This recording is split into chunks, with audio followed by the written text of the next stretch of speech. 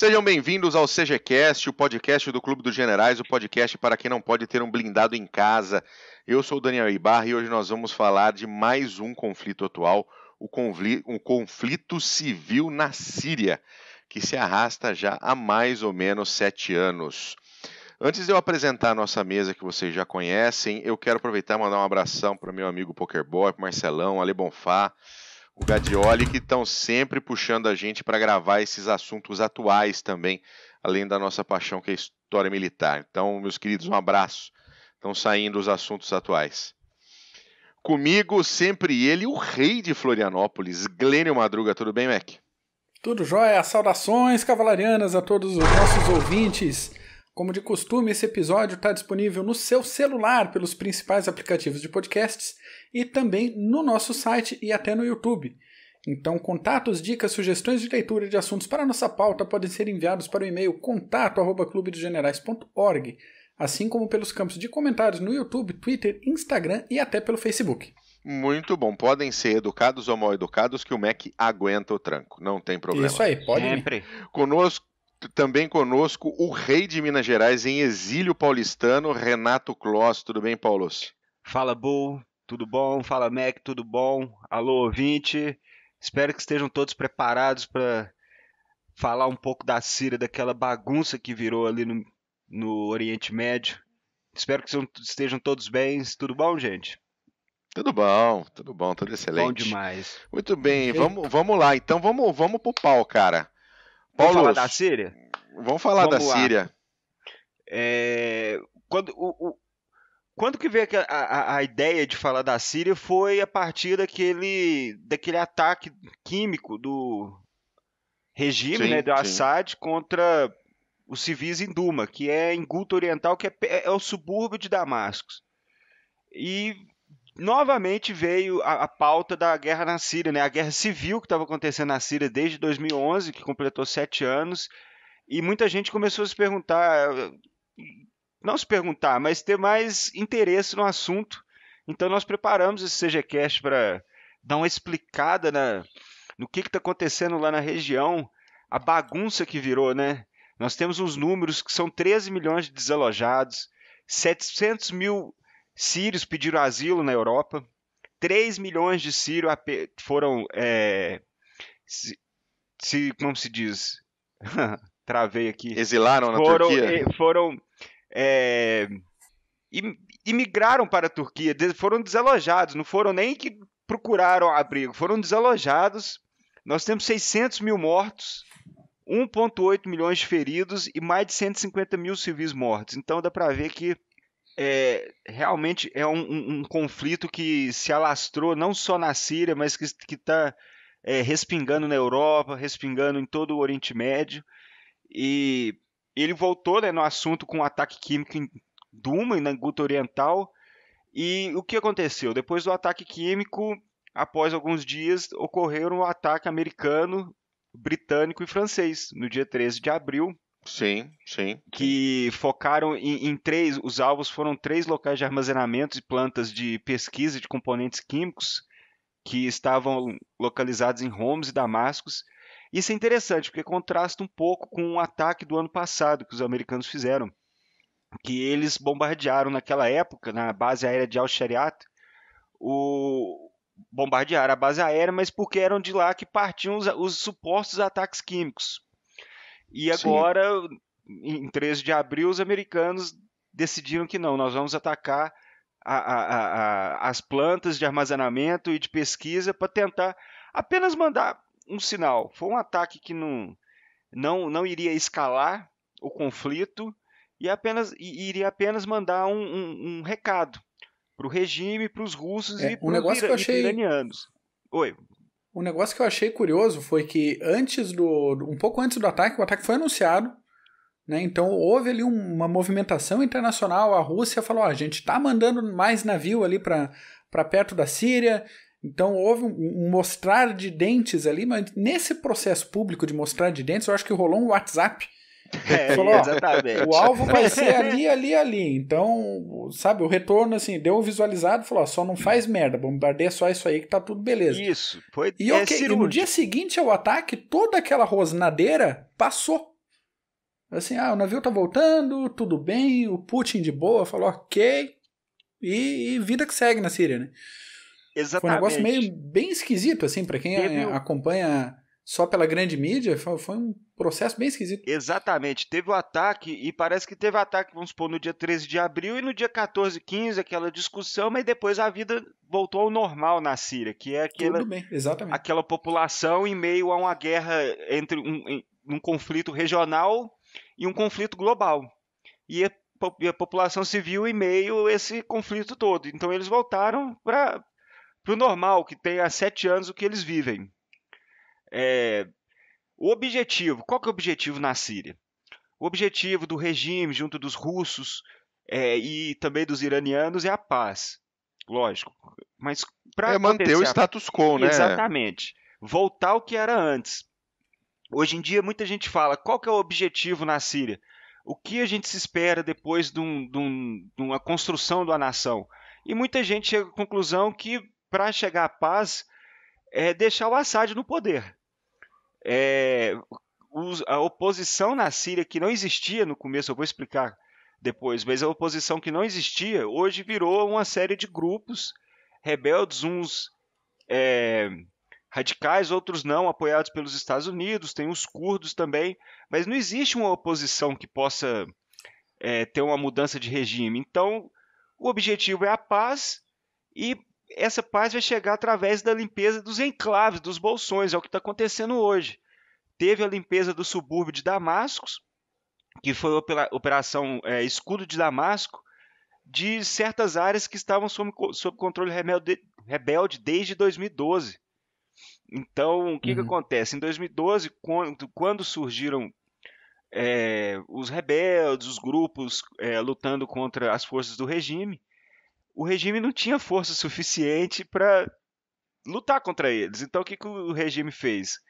Criou certos bolsões e deixaram esses rebeldes e cercaram até eles conseguirem se reerguer e conseguirem eliminar esses bolsões. É o que está acontecendo agora, que tem no sul de Damasco, e também agora está acontecendo que eles estão se juntando para ir para Dara, que é no sul da Síria, onde tudo aconteceu.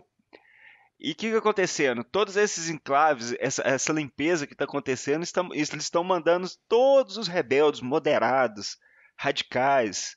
Eles estão fazendo acordos, os russos junto dos sírios, de ou vocês se põem as armas no chão, se entregam e vão para Idlib, que é uma província no norte da Síria, ou a gente vai bombardear vocês. E o que está acontecendo... Isso inclui, esses enclaves que você fala, isso inclui o pessoal do Exército de Libertação, que era o pessoal do Exército Sírio, que resolveu não rezar pela cartilha do Assad, não? Todos, inclui todos, Mac, todos, desde reminiscências do Estado Islâmico, que tem no sul, o Estado Islâmico, depois a gente também vai falar, tem bolsões, e tem um bolsão no sul e no subúrbio de Damasco. O que aconteceu foi que muitos integrantes do Estado Islâmico se renderam e foram, junto das famílias, foram evacuados para Idlib. Então foram desde os moderados do exército, esse exército livre da Síria, até integrantes do Estado Islâmico. Então, estão todos sendo evacuados para lá. Para quê? Não precisa ser muito inteligente para saber que eles estão botando todo mundo em algum lugar para depois fazer a mesma coisa. Ou vocês se rendem e vão embora daqui, ou a gente vai bombardear. É isso que está acontecendo. E por isso que muita gente fala que 2018 vai ser um banho de sangue, porque já estão se preparando. O exército turco falou que não vai se opor ao exército sírio, apoiado pelos mercenários iranianos, né, da guarda republicana e seus mercenários, e mais o poder aéreo russo e os mercenários russos. Então, eu acredito que vai haver provavelmente um banho de sangue. Estão fechando o cerco para cagar-lhe pau em cima depois. Exatamente. Então a gente pode dizer com maior clareza que hoje o Bashar Assad está em vantagem contra esses grupos rebeldes, ou seja, está muito mais perto ele reestabelecer o status quo do governo e do Estado do que ele ser deposto. Exatamente. Bom, hoje nós podemos dizer que o Bashar al-Assad, o regime, junto dos seus apoiadores, que no caso são os russos e iranianos, estão vencendo essa guerra civil. Isso é fato. O que é certo é que sem o apoio russo e sem o apoio iraniano, o Bashar al-Assad já tinha ido para o saco já em 2012, nós podemos dizer. Agora, com o apoio iraniano, já no começo de 2012 e depois em 2015 o apoio russo, foi a sobrevida que o regime precisava para poder ir atrás. Vocês estão vendo que hoje eles estão já limpando os bolsões, os enclaves que se criaram no final de 2011, quando eles não tinham forças para atacar. E hoje eles já estão fazendo a limpeza. Hoje, 2/3... Pode falar, Mark. O quanto que esse negócio do rompimento do acordo nuclear dos Estados Unidos, uma vez que os Estados Unidos estão apoiando parte desses rebeldes, esse rompimento do acordo entre Estados Unidos e Irã pode influenciar na situação da Síria? Eu acho que pode piorar um pouco essa guerra proxy que está na Síria entre os americanos, iranianos e também dos israelenses. O que acontece? Com a saída dos Estados Unidos desse acordo nuclear, a tendência do Irã querer se mostrar mais presente ainda na Síria, crescer como potência local. Exatamente, crescer como eles fizeram em 2012, quando foram ajudar o Assad. Então, uma tendência é eles tentarem buscar mais resultados na Síria, e isso envolve Israel, porque o problema na Síria que concerne a Israel são os iranianos e o Hezbollah lutando lá desde 2012. Nós sabemos que a Força Aérea Israelense ataca os iranianos desde 2012, atacando os comboios de armas que chegavam para o Hezbollah e também para o governo sírio. Israel não está nem aí não, ataca mesmo. Israel é bem resoluto nas suas ideias. Todo mundo sabe que o Irã, desde 79 com a Revolução e tudo, um dos objetivos internacionais do Irã é destruir Israel. Então, para que Israel vai deixar base iraniana a 50, 100 quilômetros da sua fronteira? De jeito nenhum. De jeito nenhum. Então, e depois é interessante que para a paz na Síria, a Rússia já escolheu um player internacional.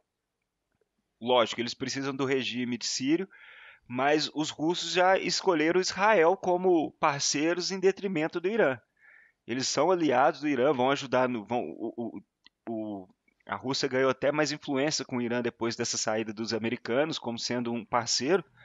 Mas para chegar à paz na Síria, de toda essa bagunça que está acontecendo, a Rússia já escolheu Israel como um player para ajudar, principalmente fazendo aquela segurança junto de Jordânia ali da parte sul.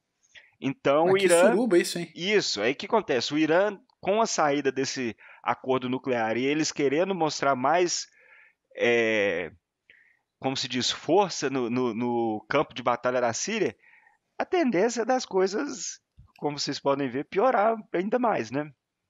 Não, e a Síria toda ela tá dividida, né? Você tem locais com controle turco, você tem locais de controle curdo, você tem locais de controle iraniano e russo. É uma putaria só. E tem locais de controle do Estado Islâmico no leste do país, que é com a fronteira do Iraque, que, como se diz, é um deserto. Segundo o Iraque, não tem mais tropa do Estado Islâmico no Iraque, então sobrou para a Síria mesmo. Sobrou para a Síria. E a Síria, o que acontece? O Estado Islâmico foi para lá em 2014, surgiu, estava lá no Iraque, aproveitou do vácuo que estava ocorrendo na Síria e foram para lá e, como se diz, eles estão tomando vantagem ainda da guerra civil para tentarem se reerguer, porque os Estados Unidos, junto dos curdos, estão atacando o Estado Islâmico todo dia e noite, por ataques aéreos, ataques terrestres. Então, foi até... Eu tinha falado em 2017, até escrevi um artigo falando que o Estado Islâmico ele iria perder seus pontos principais, que era Raqqa e Mossul, no Iraque, e iria, como se diz, se reerguer nas fringes do deserto. E é isso que eles estão fazendo, vão virar guerrilha, atacar os... Olha, ontem já teve um ataque do Estado Islâmico em Deir ez-Zor contra os russos, que mataram 4 mercenários russos. E vai ser desse jeito, até eles se reerguerem e tal, vão virar essa guerrilha danada. E o país dividido ajuda, né? Ou o Estado Islâmico se reerguendo, ou outros dos tantos grupos radicais que estão fermentando lá, pode assumir o lugar também. E preencher esse vácuo que até hoje, como eu disse, 2/3 do país está sob controle dos sírios. Mas tem 1/3 aí que é dividido entre os turcos ali no norte, com os curdos americanos ali no nordeste. Então, essa bagunça ainda influencia para certos grupos se reerguerem, né? Eles arrumam aqueles... eles falam como safe havens, que são esses lugares onde eles conseguem se reerguer, buscar suporte da população, porque a gente tem que sempre se lembrar que guerrilha arruma suporte através da população, né? O Mao Tse-tung dizia naquela luta contra os japoneses na China que a guerrilha é como se fosse o peixe, a população o aquário. Então, essa sinergia entre os dois, eles vão procurar esses grupos rebeldes e vão tentar se reerguer, enquanto não tem paz, enquanto o regime busca derrotar os rebeldes, busca tomar controle de certas áreas, e esses players globais americanos, os iranianos, os russos e turcos vão se digladiando lá nesse campo de batalha.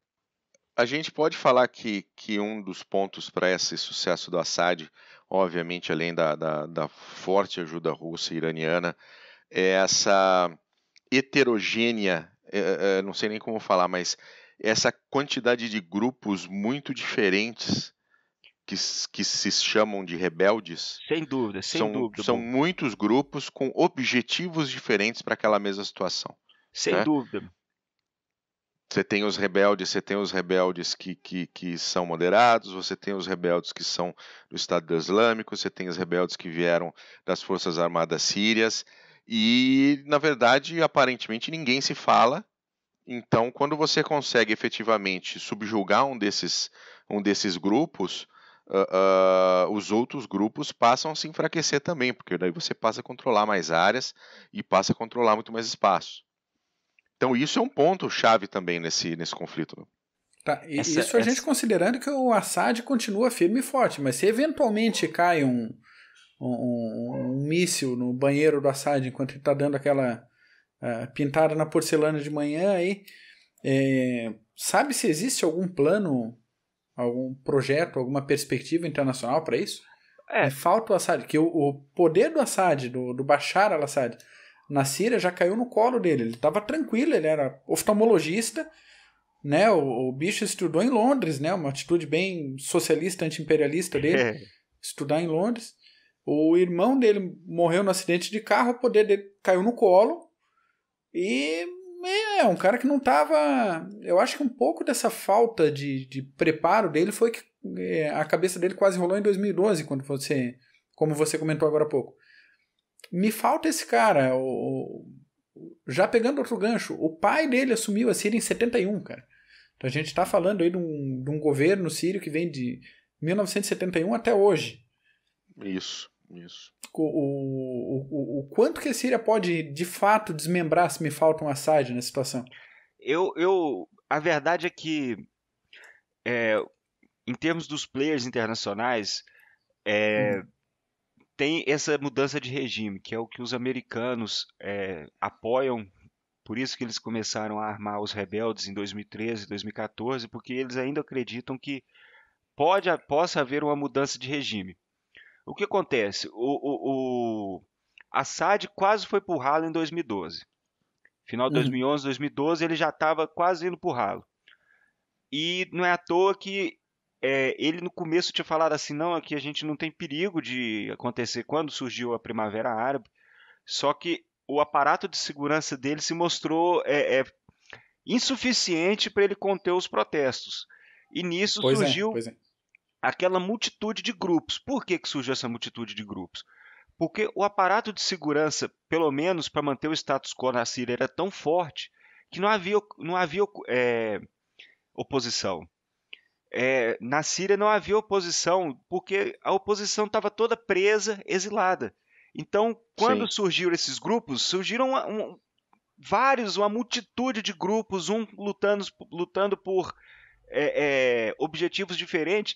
E um exemplo disso é que quando nós falamos mais cedo que o regime, junto dos russos, estão evacuando os rebeldes para Idlib, os rebeldes já estão lutando entre si lá na província de Idlib. Então a gente vê que não existe como se diz, um alinhamento de objetivos para tentar derrubar. Então, os americanos, junto de alguns países do Golfo, apoiam alguns grupos rebeldes, pensando numa mudança de regime, só que essa mudança de regime é muito difícil de acontecer, porque são grupos que, tirando o Exército Livre da Síria, que foram daqueles desertores no começo da Guerra Civil, que fizeram o Exército Livre, todos querem implementar a Sharia e quase que chegam até perto do Estado Islâmico, que é a completa justiça sendo feita através do Alcorão, da Sharia. Então, você vê esses países internacionais que apoiam uma mudança de regime, mas eles não têm, de fato, como se diz, um plano certo para uma mudança de regime no dia que, como você disse, caísse uma bomba lá no banheiro do Assad, matasse ele. E aí, o que nós vamos fazer no dia seguinte? Não tem um líder, não tem um grupo que se sobressai que poderia juntar a oposição na Síria. Então, do mesmo modo que para o Assad, ele quase morreu em 2012, o regime dele, agora com a ajuda primeiro do Irã e depois da Rússia, qual que é o plano dele? Voltar ao status quo, que era ele mantendo aquele network ali no país, e aquela maioria sunita respeitando a minoria alauíta e vivendo naquele estado aquele aparato de segurança antes da Guerra Civil.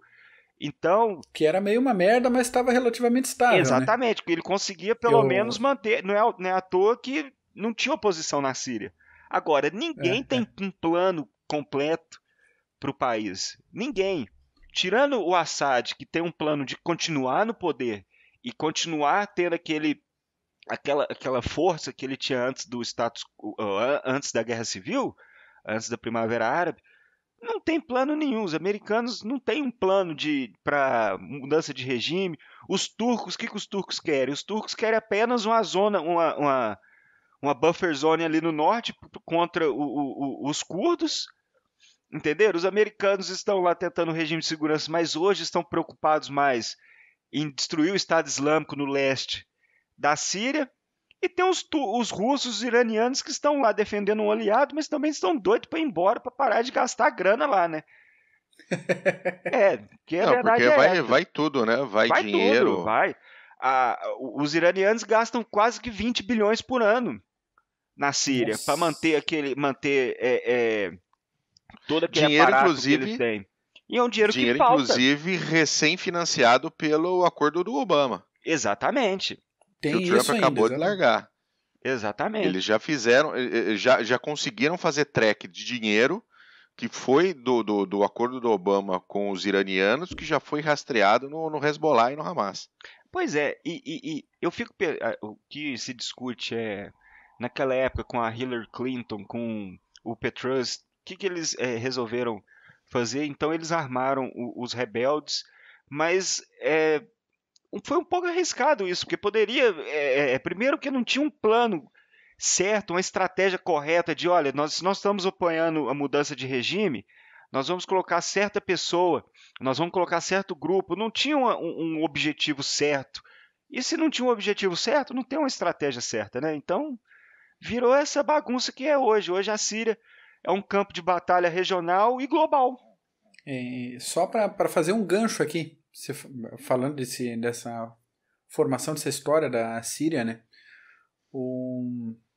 A gente pegar a história recente aí, desde a Primeira Guerra Mundial, a quantidade de genocídios realizados ali pelo Império Otomano na região. Então a gente tem a população local, dali da região, né? Armênios, gregos do Ponto, sírios, caldeus, assírios, todo mundo entrando no balaio dos genocídios do Império Otomano. Depois a gente tem o desmantelamento do Império Depois a gente tem o desmantelamento do Império Otomano. A Síria cai sob domínio francês até o final da Segunda Guerra Mundial. Consegue sair uma independência em 46 e logo depois, em 48, a Síria já está declarando guerra contra Israel. Então, Israel tinha acabado de se formar, dia 14 de maio de 48, cara. Fez 70 anos agora. Tava fresco ainda. Tava fresco, os caras já estavam de sacanagem declarando guerra com Israel. Daí 2 décadas aí de instabilidade política, golpe em cima de golpe. Isso daí, só a gente lembrar o que a gente falou agora no CGCast Coreia. Essa época aí da década de 50, 60, a quantidade de golpe e países tanto da América quanto da África, quanto da Ásia, os da África saindo do processo de colonização, né, das potências europeias e entrando nessa zona de conflito ideológico da Guerra Fria entre Estados Unidos e União Soviética. Então, tudo o que pôde ser feito de golpe, tanto por um lado e por outro, foi feito para garantir essas áreas de influência. Então, em 1963, a Síria entra numa época de ajustes nacionais, ideológicos e alinhamentos políticos, e aí entra o partido Baath, já deixando... Partido Socialista, né? Já diz. É isso que eu ia comentar. É Partido Árabe Socialista Baath. Isso o pessoal não conta pra gente quando a gente vê no jornal. Então, já 3 anos depois, em 66, tem um racha no Partido Baath e outro golpe militar na Síria. Então, o Baath divide-se em Baath sírio e Baath iraquiano. E eles já começam de rivalidade entre eles. Lá pra frente, ali em 71, alguns anos depois, entra o pai do atual Assad, o Hafez al-Assad, que se dizia laico e era declaradamente socialista, segundo ele. Governou aí até o ano 2000, então teve alguns problemas já com o pessoal fundamentalista islâmico, queriam tomar o poder dele, mas nunca ganharam a força que ganharam a partir da Primavera Árabe. A maior façanha dele foi a Guerra do Yom Kippur, se não me engano.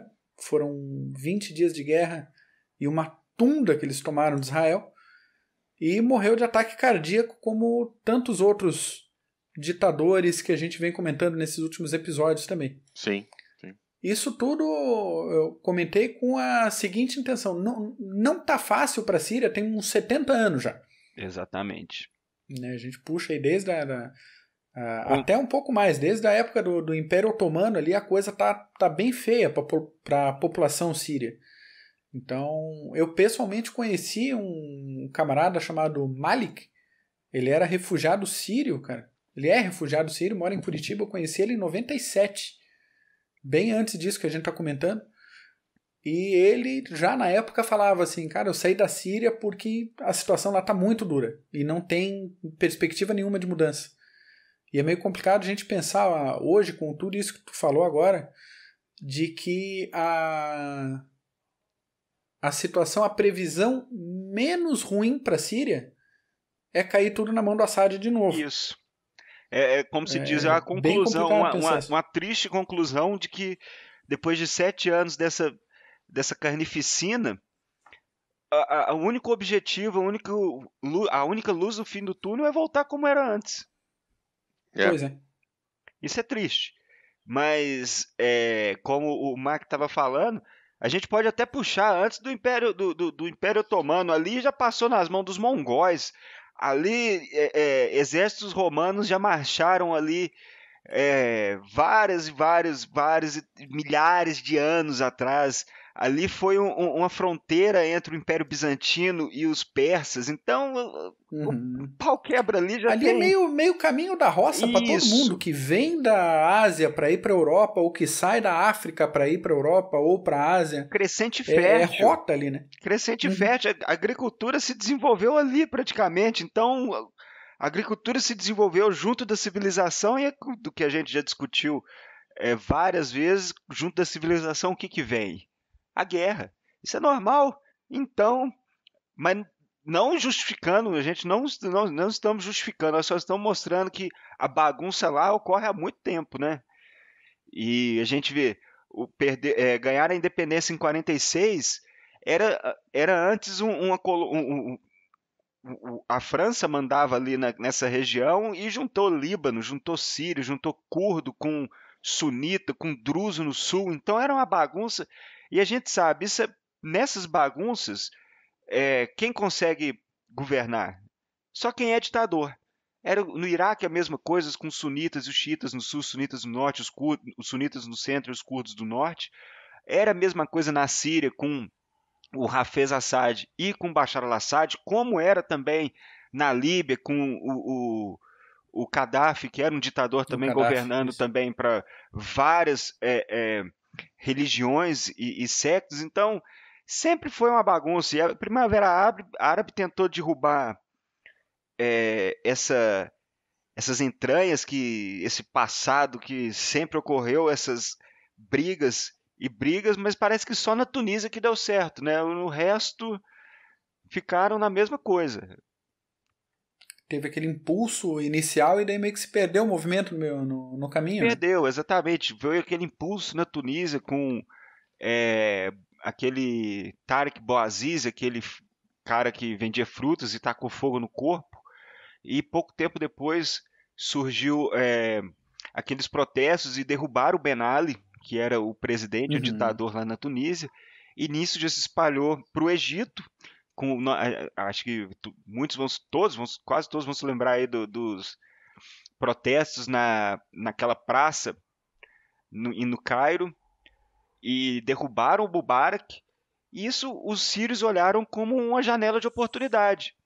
A história da Síria, a gente tem que falar que era diferente já nos anos 90, nos anos 2000, com vários fatores socioeconômicos que levaram essa insatisfação da população, e essa insatisfação chegou ao ponto de que eles viram na Primavera Árabe como uma forma de derrubar o governo. Eles viram a oportunidade, da mesma forma que os países em 1848, com a Primavera das Nações, tentando tirar as monarquias e implementar ideias mais democráticas, ou até com a queda da União Soviética, quando aquelas nações que faziam parte viram que poderiam recomeçar, os sírios também viram.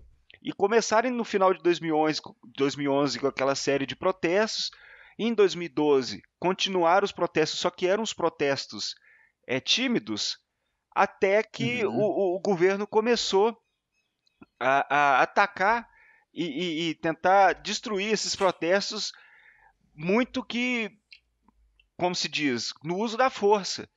E isso levou isso foi uma espiral para levar... Em 2013 a gente já tem o uso de arma química. Exatamente, na população civil da Síria. Agosto de 2013 nós temos o primeiro... Dizem que já houveram ataques menores, mas o ataque maior foi em 13 de agosto de 2013, que nos subúrbios de Damasco, que mataram 1.500 pessoas. Então, foi uma espiral que foi um barril de pólvora que explodiu muito rápido.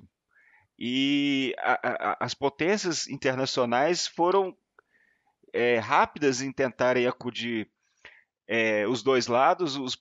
O Irã, principalmente, em 2012, quando viu que o Assad estava perdendo força, foi ajudar através da guarda republicana, da Força Quds, que é a elite deles, e através de mercenários.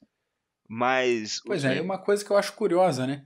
Num país com uma situação de estabilidade tão frágil, daí vem esse movimento de oposição mais forte, e a oposição não tem força o suficiente para tirar o governante não tem força suficiente para se manter. Ficou alguém de fora para apoiar o Assad, veio alguém de fora para apoiar o rebelde e continua esse Exatamente. negócio.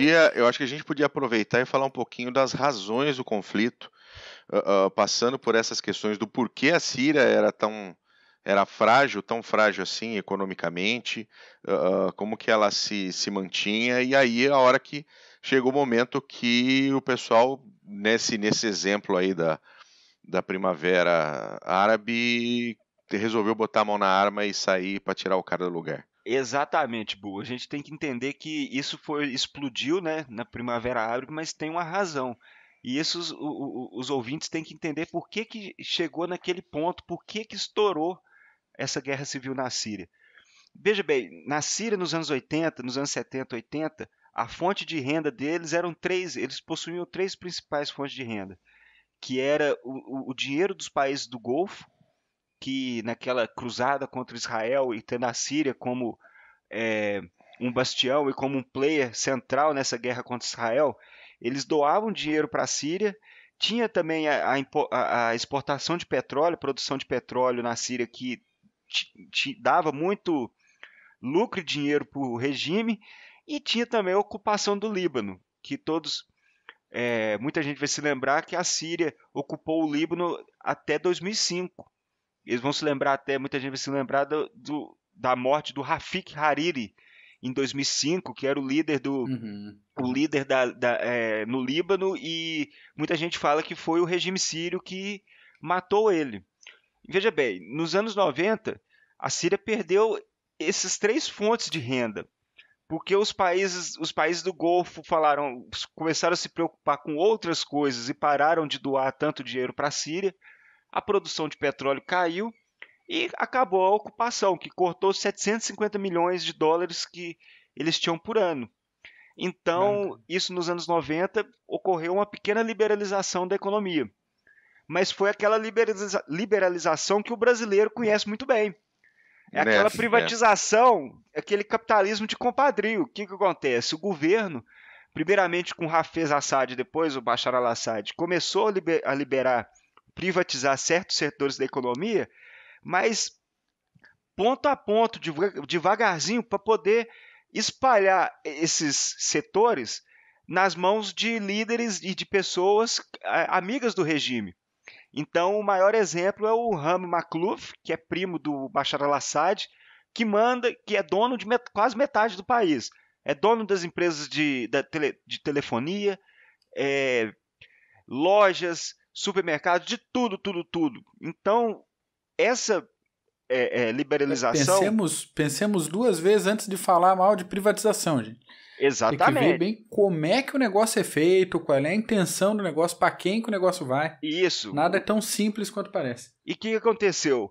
Com o regime sequestrando os benefícios da reforma econômica que poderiam ter vindo com a liberalização da economia, com as privatizações, o regime abandonou as políticas públicas que poderiam favorecer as classes mais pobres e favoreceu apenas a elite.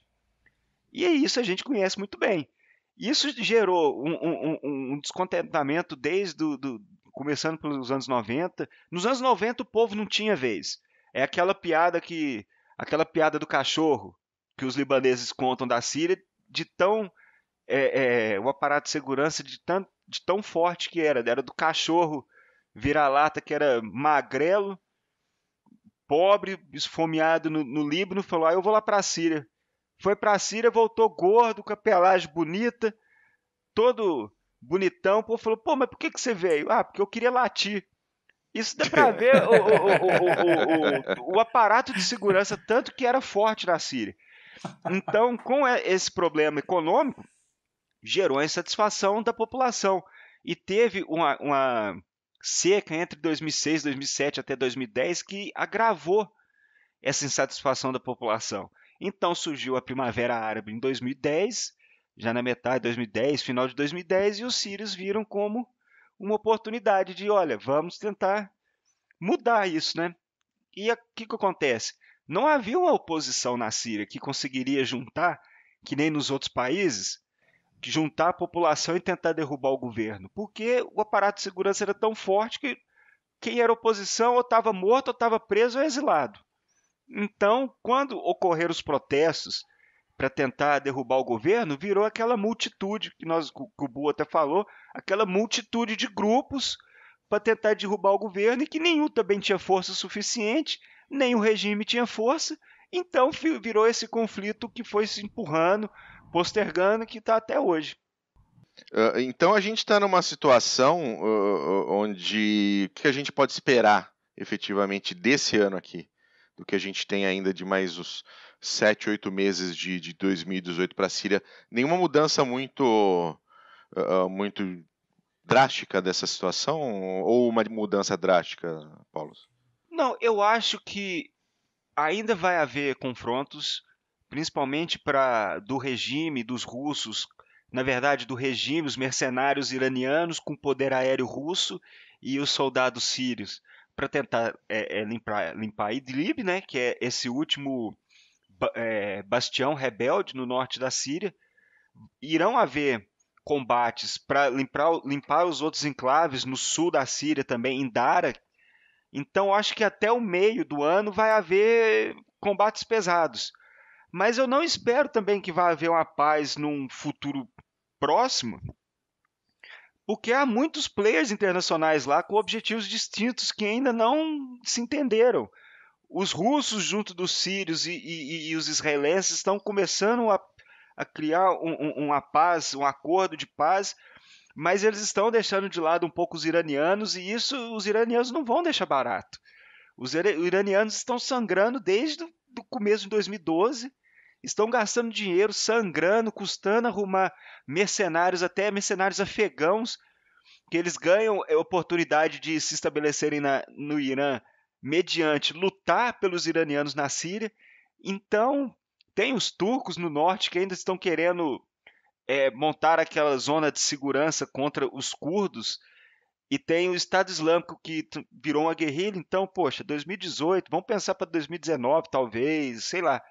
Mas por agora, eu acho que ainda vai muito sangue Ninguém rolar. gosta de curdo, né? Todo mundo persegue curdo na região, cara. Curdo só Todo se mundo, fode. exatamente, sempre se fuderam, foram gaseados pelo Saddam Hussein. Pelo Saddam, isso. Foram gaseados pelo Saddam. Que E o merda. que acontece? Às vezes é difícil até você defender um estado curdo no norte da Síria, no norte do Iraque, porque é uma região curda, mas tem muito sunita também, tem muito católico, tem outros sectos, outras religiões. Então, às vezes é difícil para eles se imporem nessas regiões. Então, a forma deles se imporem foi lutar contra o Estado Islâmico, lutar contra os rebeldes. Até por isso que eles resolveram pegar em armas. E, modéstia à parte, os curdos lutam e estão sustentando essa guerra por muito tempo também. Tá, uma outra pergunta que eu queria fazer para ti, Paulo. Os Estados Unidos vinham numa política externa de não se meter muito em conflitos que não afetasse diretamente os Estados Unidos, isso desde Somália 93. Certo. Como não tem muito futuro para a situação dos rebeldes na Síria, pelo menos daqui a gente percebe que não tem muita possibilidade por uma derrubada do Assad e tal, você vê alguma possibilidade do Trump mandar deixa de mansa merda aí, não quero mais saber desse troço, se virem? Ou é muito complicado para a política externa americana fazer isso agora? Vejo. Porque tá custando sim. dinheiro, tá custando muita grana isso daí. Eu acho que o Trump tem muito problema em casa para se preocupar do que ficar botando grana federal na Síria, né? Exatamente, Mac. E o Trump já falou mais de uma vez que o objetivo é trazer as tropas, trazer o poderio americano de volta, sair daquele lamaçal. Só que ainda, o que acontece? Os Estados Unidos hoje fala, é até engraçado, porque o Tillerson fala que eles estão buscando apenas derrotar o Estado Islâmico, enquanto que como que chama aquela da OTAN, aquela secretária que me fugiu o nome dela, mas ela falou que... Bela pergunta, hein? Pois é, esqueci o nome dela. Mas ela Da fala OTAN ou da ONU? Da ONU, que briga pra caramba, defende a posição americana. Poxa, me fugiu da memória. Desculpem. Mas, enfim, ela defende que o objetivo americano é a mudança de regime, enquanto o Tillerson defende que é apenas destruir o Estado Islâmico. Então, a gente vê até não há um objetivo. O nome dela é Nikki Haley. Exatamente. Porra. Nikki Haley. Se um dia você ouvir esse podcast, desculpa. Desculpa, Foi muito mal. bonita ela. Ela põe pra fuder lá quando tem que brigar com todo mundo lá. Mas enfim, A Nikki Haley dizem que o objetivo é a mudança de regime, enquanto o Tillerson fala que é a destruição do Estado Islâmico, então a gente não vê um objetivo concreto dos americanos na Síria. Então fica muito difícil da gente dizer assim, poxa, quais são os rumos americanos? Trump já falou que é trazer todo o aparato americano de volta, derrotar o Estado Islâmico e trazer o aparato de volta. Então eu acredito que derrotar o Estado Islâmico, gente, não vão derrotar, porque é você derrotar uma ideia, é você derrotar aquela visão radical dos sunitas, do jihadismo. Então, derrotar a ideia derruba não. a bandeira preta, vem uma bandeira branca, vem uma amarela, vem depois se refazem como aconteceu. O Estado Islâmico surgiu depois daquele The Surge, que foi uma operação americana no Iraque em 2006, 2007, que foi uma operação que tentou destruir aqueles grupos sunitas que estavam contra os americanos, e o Estado Islâmico surgiu nessa toada. Mas o que aconteceu? Veio o The Surge, destruíram eles, e eles se ressurgiram e aproveitaram o vácuo na Síria para ganharem força. Foi o que aconteceu em 2014. Então, não vão ser destruídos, vão virar guerrilha, vão dar um jeito, vão atacar outros lugares, mas essa luta ainda vai continuar por um tempo. Então, para os americanos ainda é dúbio, não se sabe muito bem. Derrotar o Estado Islâmico, vão embora, depois vão continuar apoiando uma mudança de regime, vão largar daquele lamaçal. Então, nem eles sabem muito bem o que está acontecendo. Então, para vocês imaginarem. E os americanos, eu acho que o primeiro objetivo deles é não fazer com que aquela região piore o que ela já é, né? Você só tem Israel como país democrático e aliado, cercado de uma série de inimigos, e essa revolução na Síria piorou muito toda a situação, porque você reforçou a posição de inimigos como o Irã, né? E de players como a Rússia, que não é inimigo, mas também não é amiguinho. Isso. Você tem a questão complexa da Arábia Saudita. Isso, nós temos que lembrar da Arábia Saudita também. Você tem a situação complexa no Iêmen, do conflito do Iêmen. É um barril de pólvora. Iêmen, eu não sei como é que está se mantendo ainda, sinceramente. Não, a gente tem que fazer um episódio sobre o Iêmen. Podcast do Iêmen para a gente explicar principalmente o papel do Irã em toda essa bagunça que está no Oriente Médio. É interessante a gente mostrar que hoje, por que o Trump, o Tillerson, até o Pompeo estão pegando no pé, saíram do acordo nuclear com o Irã, porque eles observam o papel que o Irã está tendo no Oriente Médio, que é sustentar conflito, sustentar bagunça. Na Síria já foram tentar salvar o Assad lá quando o bicho pegou. Tudo bem, a gente também vai saber que queria virar se o Assad caísse e aqueles grupos rebeldes tomassem conta já em 2012. A gente não sabe, né? Então, vai ter um podcast sobre o Iêmen. Nós vamos botar para quebrar nisso aí também. Maravilha. Vamos sim. Mas a situação da Síria é basicamente essa. Nós temos hoje uma situação onde provavelmente, continuando os rumos que estão sendo tomados, o Bashar al-Assad vai conseguir manter o seu status quo. Vai ser uma vitória estratégica russa. Talvez não seja uma vitória estratégica iraniana, afinal os russos preferem Israel como seu player de segurança. Afinal, realmente o Irã é um barril de pólvoras, né? E o russo já lida com outros, como a Ucrânia, como a Chechênia, então não precisa de mais um, né? E é uma situação que toda aquela violência não tem hora para acabar, né? Não tem, e a gente tem que lembrar, tem que dar o braço a torcer também para os russos que chegaram lá.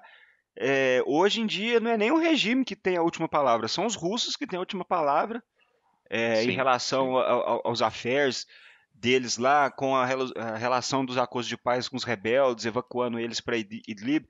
Essa estratégia de evacuar os rebeldes é uma estratégia que os russos resolveram implementar, e o regime e o Irã foram contra no começo, porque queria pegar todo mundo, queria fichar todo mundo, queria pegar como eles são acostumados de expurgar todos que tinham algum problema ou que lutaram nesse conflito, e os russos não, nós vamos evacuar, nós vamos fazer tudo direitinho, vamos botar eles em equilíbrio, depois nem que a gente tem que fazer uma campanha de bombardeio estratégico, o que eles vêm fazendo em outras regiões, que nem a Alepo em 2016 foi tomada através... fazer direitinho. Exatamente.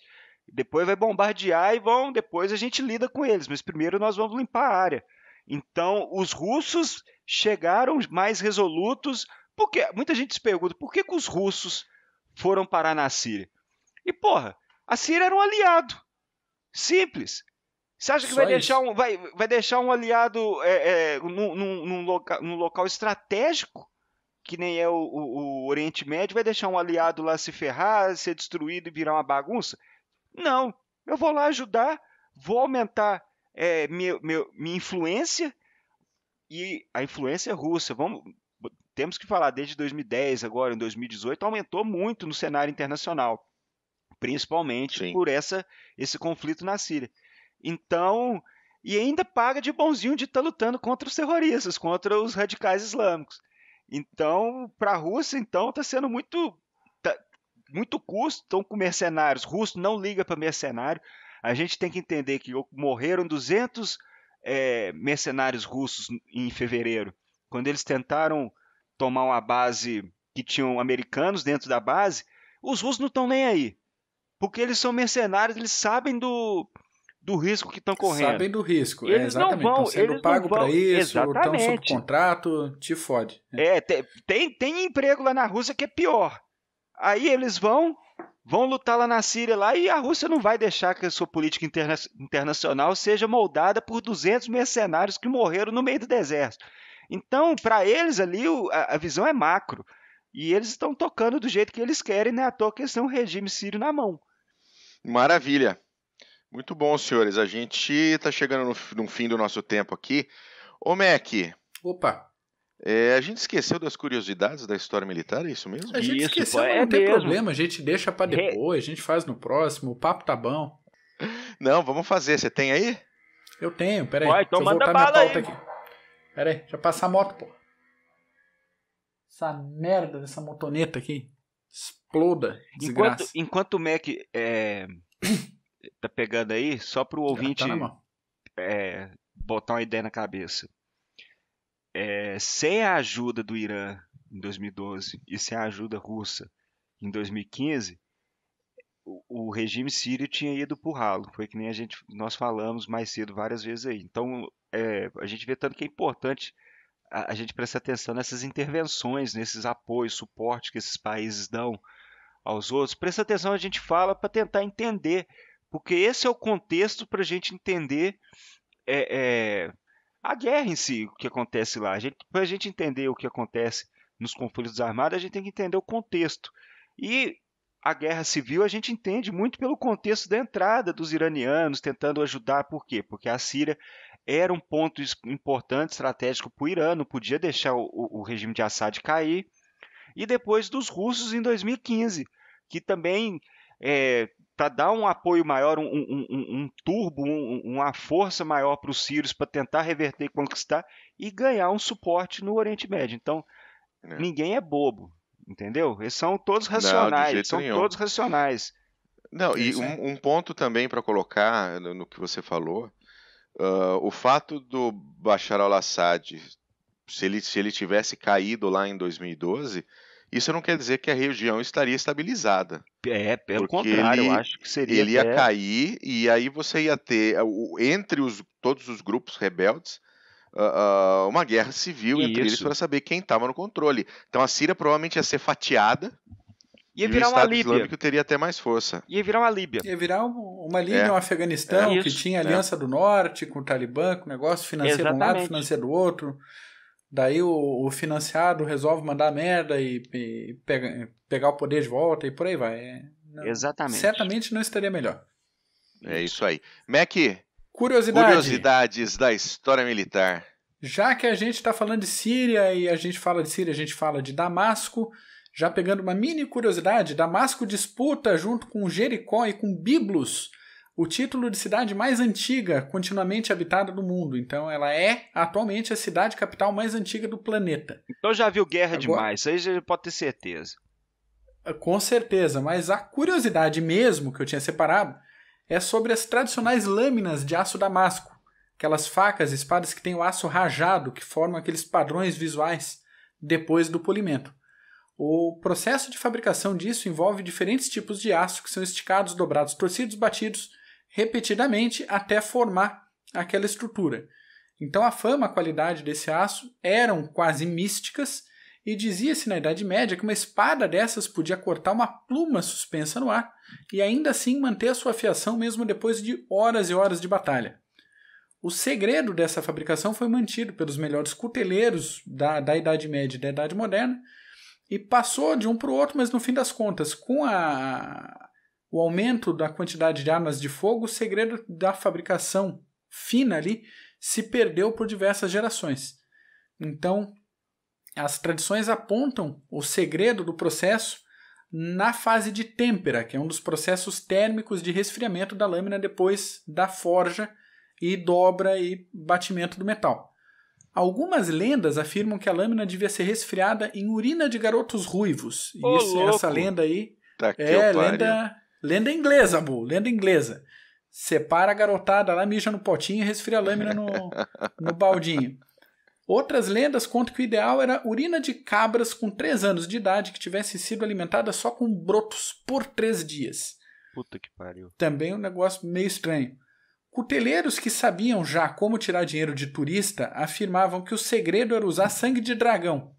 Então, se ninguém vê o dragão, tudo bem, né? Fica pra lenda. E alguns escritos da época que sobreviveram apontam que o macete para a lâmina ficar forte era aquecer o metal na última fase até ele ficar incandescente, aquele vermelhão cereja bonito assim do aço. Sim, sim. E daí enterrar a lâmina no corpo do escravo bem forte. Então a força do escravo passaria pro metal. Puta que eu pariu. Eu fico com o resfriamento no mijo lá dos rapazes. No mijo da garotada ruiva, né? Porque é só mijo. O estranho é que esse último negócio do escravo pode ter colaborado por um pouco do processo, sim, pelo acúmulo de nitritos na superfície do aço. Aí vai para uma explicação mais de metalurgia. Mas os estudos mais recentes apontam que o macete mesmo, na verdade, era a quantidade de carbono em algumas das camadas de aço que podia chegar a 2%, em comparação com os 0,4% e 0,6% de carbono nos aços tradicionais. Então algumas camadas eram realmente mais maleáveis e outras mais duras, formando ali o contexto do aço damasco. Muito bom, excelente curiosidade, hein, Mac? Legalzinho, né? Falar de lâminas de aço é um assunto sempre muito legal. Assim. Gostei muito. Isso mostra no fim, puxando lá no fim também, não dando uma forçada, mas daquilo que a gente falou que é uma área volátil. Então, essa lâmina ficou conhecida, imagina a tradição dela e quantas vezes ela já entrou em batalha contra diversos povos, diversas civilizações ali, porque, como nós dissemos mais cedo, tem 12 mil anos de sangue jorrando ali. Sim, e eram vendidas, a tecnologia foi embora. Então esse tipo de aço era muito cotado para a fabricação de katanas. Olha só. Os japoneses aperfeiçoaram isso, ficava centenas de camadas de aço para fazer ali o aço perfeito para as lâminas japonesas. Então é um negócio que realmente ganhou o mundo, essa tecnologia de guerra da Síria. Bem legal. Muito bom. E temos bibliografia, senhores?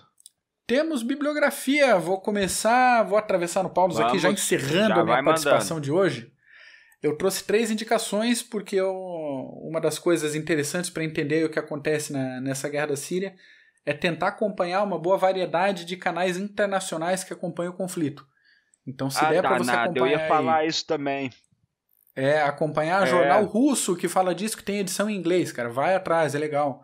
Acompanhar Al Jazeera é legal. Acompanhar canais americanos como a Fox é bom também. Então, some todas essas informações que você vai ter alguma coisa muito próxima do que está realmente acontecendo lá. Então, o primeiro livro do dia se chama Na Pele de uma Jihadista. É um livro da Companhia das Letras lançado em 2015. Ele é um relato de uma jornalista que quer entender como funciona o processo de recrutamento de mulheres para os grupos radicais islâmicos. Então ela finge cair na armadilha de um recrutador online e faz todo o processo até ela chegar muito perto da fronteira da Síria. Então ela tem uma das últimas fotos do livro, é ela de costas, olhando para o território sírio. Ela foi até o limite, assim, um livro muito interessante. O segundo livro se chama Dias de Inferno na Síria. O autor é um jornalista brasileiro que resolveu cobrir a guerra na Síria acompanhando os rebeldes por alguns dias. A merda é que ele foi preso pelas forças do Assad, e daí o desdobramento disso está no livro, deixo aí a indicação para vocês. O terceiro e último livro que eu coloco hoje é o relato de um professor de francês que decide sair da Síria em busca de paz para ele e para os seus familiares. Esse livro se chama Eu Venho de Alepo, e com ele eu fecho as indicações de obras, todas em relatos em primeira pessoa, que eu coloquei no episódio de hoje. Ótimo. Muito bom. Meu querido Paulus. Olha, o que eu vou recomendar hoje, foi até por isso que eu até falei do Mac, que ele estava falando o que eu tinha escolhido também, que uma bibliografia para a gente entender um pouco a guerra na Síria, eu não vou citar livros, mas eu vou citar BBC, Twitter, Boa, o tanto de informação Twitter, que a gente consegue no Twitter, informações de primeira mão de pessoas que estão no conflito. Esses sites, YouTube, tem muitos vídeos diários contando a situação em toda a Síria. Então eu vou citar essas mídias alternativas para o ouvinte dar uma chance para elas. Muito Twitter, muitos sites como Al Jazeera, que nem o Mac falou, BBC, Times of Israel, são sites, jornais que dá para dar uma RT News também, da Rússia, para a gente ter também uma visão dos dois lados. Então, essas mídias alternativas, junto do Twitter, desses repórteres independentes, então isso vale a pena demais.